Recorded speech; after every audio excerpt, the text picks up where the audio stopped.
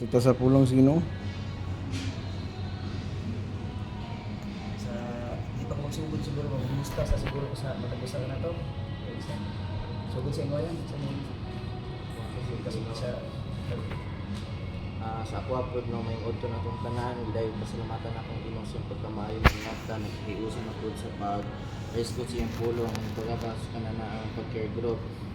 Gidayo di pasalamatan ako ang Ginoo sa iyang pagkamaayo sa kinabuhi kay sa tanan ako nga mga needs siya gid nagatubag dayon although nga kanana ang dili sa iyo nga kanang ta may eskwela kang trabaho dayon graduating ka pero sige pasalamatan ako sa Ginoo kay Graduating na din. Oo, graduating ko rin. Dili ko siya lalim, pero nagid ang Ginoo nag-provide sa tanang gid. Sumuna akong ginapasalamatan sa iyaha ug sa iyang kamaisong kinabuhi ug labi na sa akong pamilya ug sa akong mga magsuon siya gid nag-guide gid kinamatanan nga mapaduol ni gira sa iyang presensya.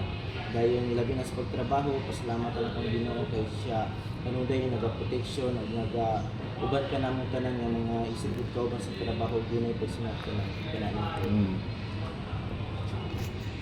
Kuan. sa mga karon mga karon nga sa inyo Kining si Manaha ba? Sig 3 words lang gud nga kamay. Every time mo magad kami murag kuan mi malagsar ka nang wala bitaw kaya bitaw ba magader ta murag kuan yatong kinabuhi nga wala Ito, hawang. kay kami nga nagtapok daw kay impact kay murag mo kuan mo gura kung Ginoo mo gura sentro sa atong panasikutan mo balong nga sa iyo lang giyas tanan sa wala ko kay impact sa bahay sa akong pamilya nga ang kabas ko kapis kay na permanente ang relasyon na mo na connect sila sa kuan sila ang kuan nga emotional ba kapasa-basa nila nga daw kay kuan mo ma-recall nila kung sa'yo maayo dito nes kayo financially, physically o spiritually like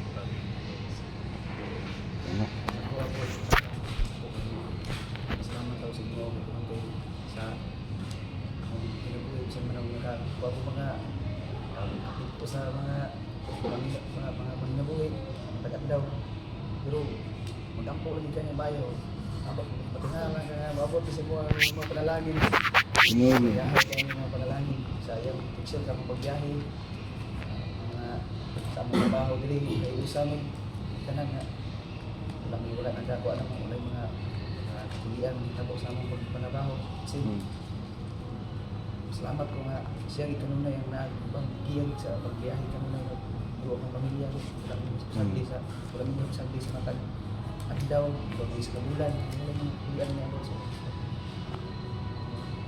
ay naging ko sa kanan una sa salamat ko sa Ginoo sa akong kinabuhi kay karon na sa semana wala tagan mo nilawas na basko ulay so ang dire sa karon nga ng bulan murag crisis kayo nga pero at least nga makasurvive lagi ako na sa matagal daw ito nga kinanglan sa akong pamilya matari ako na to murag na itong iyam ko sa Ginoo nga matagaan ta niya mayo ng lawas niya po taga trabaho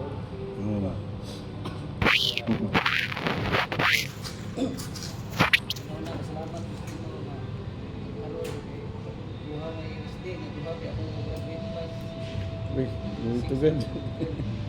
nag-pray na ko na sa kuwan ng itas bitaw ay overwork ko niya pasang piwag sa kuwan di na ito bagyan at lawas Nip sagdi kada linggo pa sa Sabado naman may pastor man na dito ron. Share Ano ako. na ba o kanya pa sagdi kada tingal sa semana o ugungan ilang tungkar ka o mga meron sa eskwelahan kay parehas ko lang dito eh pila sa bata ko Graduating na gud eh. isa 6 o ako salamat mo nga pasagdi nga nag-provide mo bigal sila. Maraming salamat pala. Sige. Wapo, ang batos Ginoo. Kung ako ay nanapod ka ban sa pulutod sa Ginoo para sa matagod sa kanamo para masinabi ko kung sa Ginoo ang pulong din sa Ginoo. Then sa mga kinabuhi bisan Petrus managsa kamutan ta kampulan ta sa Ginoo tabangan ang gid niya. Di man ingon nga pag ampul mo karon tabangan ka pero maginahinay ra mong ginag-abot sa imong kinabuhi. Amen. Kana lang pastor. Sige no. Oh. Nagabasa, pagpusa ta. Amahan naman Diyos ang salamat. Amen. Salamat kay Ginoo sa pagtugon. Yes, Lord. Para sa panatigon mo Ginoo. Mong pagpasahod mga puno mo Amen. Amen. Kaya kami ko na sa tanan na Ginoo. Maka santo sa mga nakasikasin naman. Yes, Lord. Sa tagdaro na ikaw maghatag ka mo. Kalinaw, kanunay sa matag adlaw, hindi mo kami pagkapasanda. Na man ikaw sa mga amping ka na mo sa matag ko sa ang isa na sa mga pamuli ikaw ang mga kauban. Nalamini, kanunay ang matag usa ka na mo, layo sa mga taong lautan. Kinita na mo, pag-arawaton sa mga Jesus. Amen.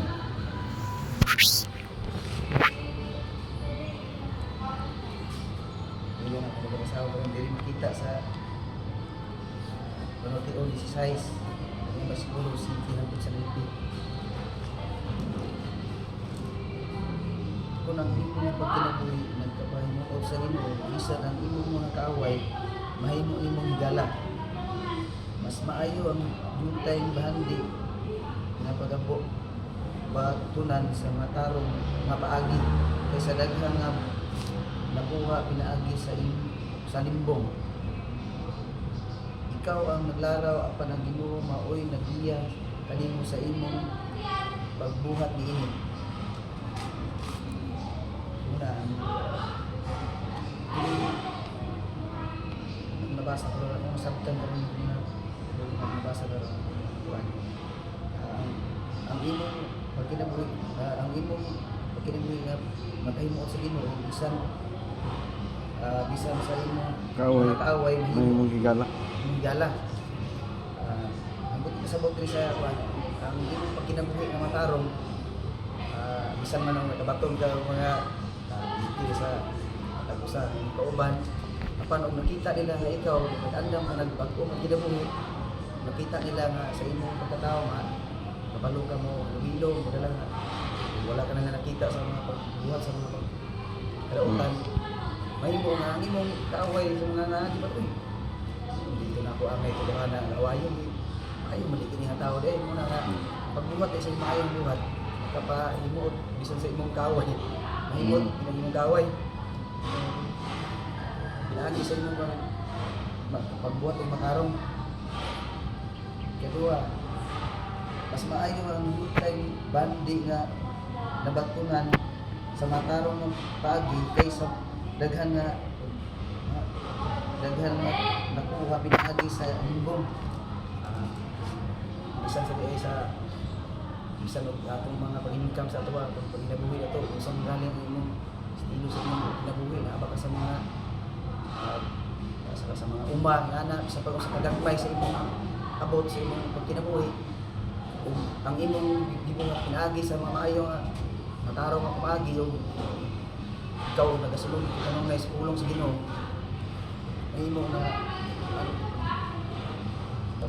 sa Ginoo nga ikaw matarong ka kaysa buhat nga madagkong imong income na wala ko di sa matarong nga pamaagi so sa Ginoo wala dako inang insala gyud sa mata sa Ginoo na nga sa pag wala ka kita wala sa imong paminaw wala nakakita sa mga tao pero ang Ginoo sa inyo wala ka tago sa Ginoo mahimo gyud pag pagabot sa panahon ikaw gyud po nang makaluluoy ay nga buhat sa kinabuhi mas maayo bahala gagmay nga mga panginabuhi bahala pag naglata-lata ra ka maligya paglata ra unsang galing basta kay ang imong buhat matarong sa mata sa Ginoo mahimo kang sapian ka sa iyang mga pananaw. Amen. tulong. Ikaw ang naglaraw apan ang Ginoo maoy magbiya kanimo sa imong pagbuhat niini. Ibalik ikaw ra di ang ikaw ang naghimo kanya kasangkapan nga mao ni buhatan, pero ang Ginoo mo'y nagtudlo dinhi nimo sa imong gibuhat. Mo siya may kibali mo i-guide nimo ba, o siya may gagahid sa imo mao ni buhatan.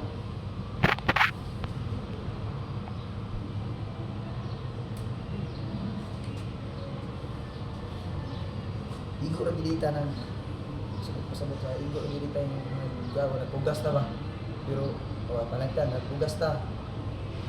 Dili niya na dili siya maghatag ani ulod, wala gyud tay mahimo nga makuha nga kuan ibalik grasya nga nagikan kaniya. Wala nga bisan pa man sa kanang tanom ka dagmay pa na siya, dili ibigay mo nga magbuan na ano ka nga ini ako abot ani. Yang tanan mo kung nabutan pa na sa iya kamot iya pa nang gawiran di mo pa nang iyang po sa iya ay ka maabot nga nang kanang una nga magko nga maharbis nimo kinalang mag-ampo gigaya niya nga panalanginan mo ni ang pananom daan mo dahil abot o bunga kay ug dili gina ni hatag sa imo wala kay mahimo nga ma-harvest sa imong pagkatapos panahon mga kinahanglan di nga sa mga pag-ampo yun na kita kanunay kita na ang siya isa na paglakaw gani lakaw sa pagpapanta pag-uli ang mga bulo kita siya kita pagkitan na wala isa wala kita wala ang pastor. So, galay ko ng Diyos no sa mensahe sa atong pinagi sa atong isuon karon. Tulo ka butang ang akong atong i-apply sa atong kinabuhi. Una, ang imong first verse is be kind. No kay ingon man diha nga kung matarong imong kinabuhi bisan ang imong mga kaaway mahimo nimo higala. No nahitabo na sa kuha. Security guard pa ko. Daghan kaayo mga sip-sip kanang dauton kanila kay para nga ma-out ka, mapuli sila. Daghan kaayo bisan nga trabaho na. Naagi na yung mga tao nga kontrahon gyud kanila. Pero kanang gitawag nga be kind. First verse pa na be kind. Buhati kanig maayo ang imong sikataw. Di ba bisan sa iyang kagalingon. Wa gyud untouchable gyud ka, di gyud ka mahilabtan nila. Pero maayo man ay kitong tawhana. Di ba? At least mag hinulsul pa galing siya kay anong gibuhatan man ako tong maayo man to kay nga tao, di ba? Ingana ba? Be kind. Kay kana nga verse bisan pag kanang imong mga kaaway mahimo gini mo higala, suko na kay nang uban. Kita ko lang na gali nato. Pag atubang lagi maayo man lagi. Di ba? Pero ay kahadlok. Total lagi himo ang kagmaayo. Di kita ang mahadlok kay nga naman untouchable ka. Anak ka sa Ginoo. Mana atong timanan. Dari kedua, sa itong verse. Kedua,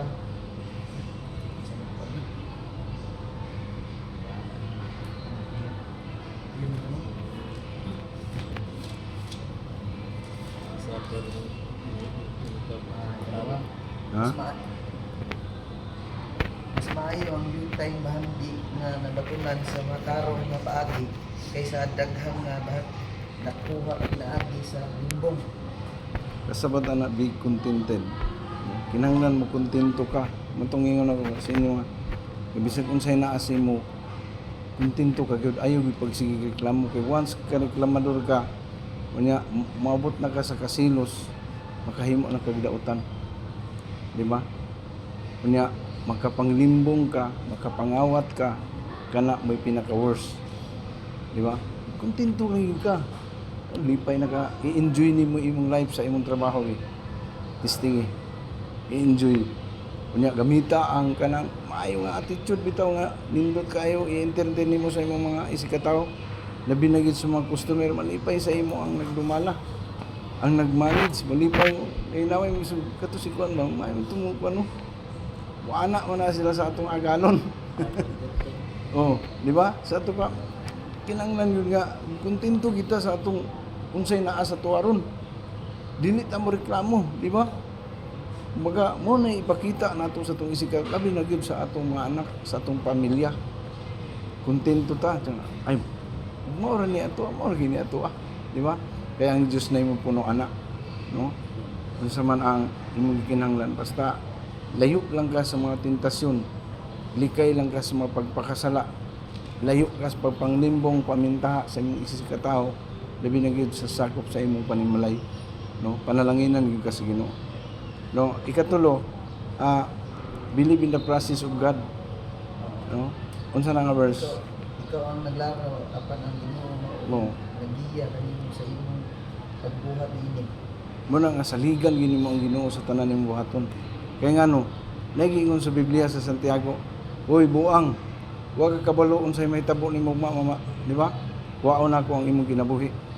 Kay ang tao nagsiguro man nga moadto kog laing lugar kay para mabuhi ko dito, maningkamot ko, pakit-una kong sila. Wa ka kabalo nga, di ba? Sa una pang panahon, giingnan na Jeremiah 29:11. Ang katawhan sa Diyos giingnan na daan ni Jeremias. Nasa 29 verse 11, ako lamang nasayod, no? Sa akong mga laraw alang kaninyo. Wa gyud ta masayod kung unsay kaugmaon nato, brad. Mga igsoon, di ba? Ang Ginoo lang yun nasayod. Mahimo sa ato ang mauswagon, na dili gyud ta maalaot, no? Hatagan ta niya kaugmaon na atong ipangandoy ang pamilya nato magmalampuson bisan ang atong mga anak, no? So, nindot kayo nga verse, no? Kung imo ginang tukion, bisan pag usa lang duha ka verse tulo, basta imo ginang usaw-usahon pag ang Holy Spirit manggod magpasabot, di ba? So, unsa tong primero? Be kindness, di ba? Ikaduha, be contented. Kontento ka. Ug ikatulo, believe in the process of God, di ba? Kay kung ato ang atong kaugalingon, atong saligan, pagpakyas, magmahay-mahay ka, pati apilon pa nimo Ginoo, usa man ka. Tuo ko nimo nangalagad ko sa imo. Di ba? Ang Israel wala na magduha-duha sa ilang pagbaktas 40 ka tuig. Baktas unya napay panahon nga sulayon sila daghan kaayong gukod-gukuron ba sila sa mga Ehiptohanon. Pero tungod kay nagsalig sila sa Ginoo, nakabalik gyapon sila sa saad sa lugar nga gisaad sa Ginoo. Di ba? Wala. Imbis kato gani ka anay na nga gilain-lain ang mga huto nga pauli ka mo sa Jerusalem gikan dito sa Egypt, di ba? Uli mo sa Jerusalem. Pag naay gibutang nga leader si Nehemiah, tulo to ka leader. Ang una dito maghimo sa koral, no? Pag maplastar ng koral, ang ikaduha nga grupo magtukod sa building. Ang ikatulo dayon mo tong mao na to ang magpahimutang sa mga matag panimalay. Sa dihang nagbaktas na sila, kay gitagaan naman sila sa hari nga gitugutan na sila sa paggamit sa tanan nga infrastruktura, gamit sa tanan mga ekwipo. Pero tungod sa ilang pagsalig sa Ginoo, wala sila dawat sa mga tabang. Kuma naman sila nakasalig sa Ginoo. Di ba?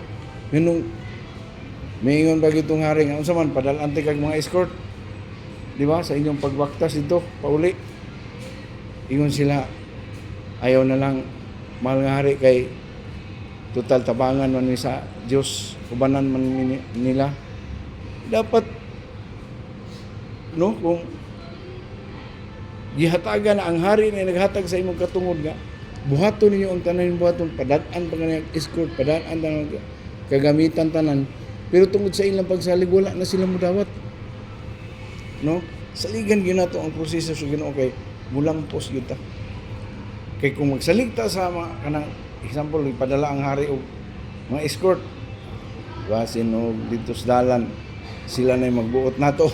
Di na ta kahimo sa atong buhaton. Di ba? Wala nga ang Ginoo gyud atong saligan. Wala na ilain. Pila kay unsa kay ito? Una, be kind, ikaduha be contented. Ang ikatulo, believe in the process of God. Kana no, muna ang tulong nga putang nato sa tungunaw na karong panahon na. nga samtang nagkinabuhi ta, kitaan na itong kamaayo ang atong isikataw. Dili, no? Wad na to ng mga libak-libak, di kaya na to ng mga dili mayong buhat na makita sa mga tao, labi na gyud sa atong mga kabataan. No? So, kontento sad ta sa atong trabaho, enjoy na to. Amen ba? So, kana lang, o isa tong mga naay